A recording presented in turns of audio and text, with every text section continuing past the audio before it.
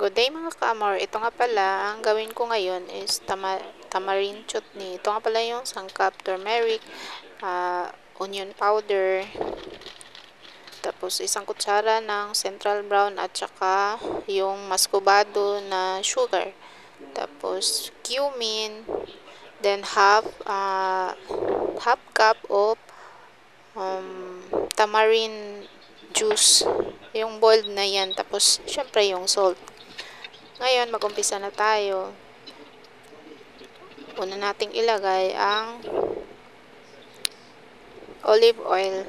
Mga half teaspoon lang naman. Para i-melt natin yung sugar.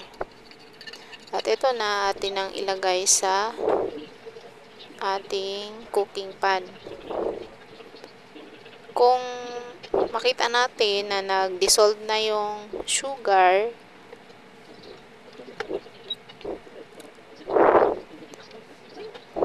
ayan.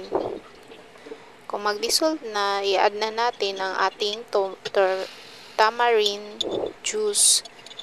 Yung tamarind juice na yan, guys, binoboiled ko yan. Tapos,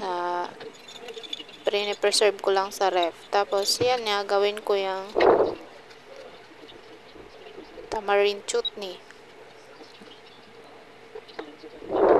Ang tamarind chutney, guys, pwede siya sa mga luto na gaya ng samosa. Tsaka, pwede din naman yung mga cake na yung vegetarian cake. Sunod natin ang half teaspoon of turmeric powder. Tapos naman, itong cumin, isang kutsarang cumin powder. I-add naman natin ang ating Spanish paprika, half teaspoon lang Spanish paprika powder. And then, add natin ang salt. Yung salt, estimate lang natin, kahit konti lang or depende na din sa inyo kung ano yung gusto nyo na lasa. Halugayin natin hanggang sa maglapot na ang ating niluto na chutney, tamarind chutney. Para maluto siya ng maigi. Tapos, pwede natin yan i-preserve. Pwede natin ilagay sa ref ang sobra. Kasi konti lang naman ang ating gagamitin sa ating mga hinihandang mga pagkain.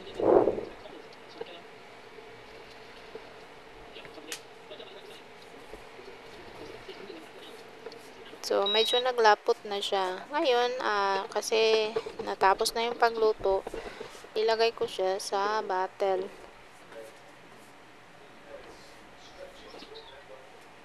Magtagal yan siya ng mga siguro aabot ng mga 1 buwan. Ilagay lang sa ref.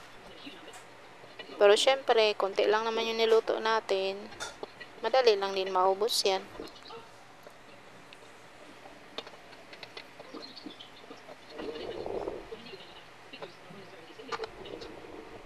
Ayan na, ito na yung resulta, guys. Salamat sa panonood. Sa susunod ulit. Thank you for watching.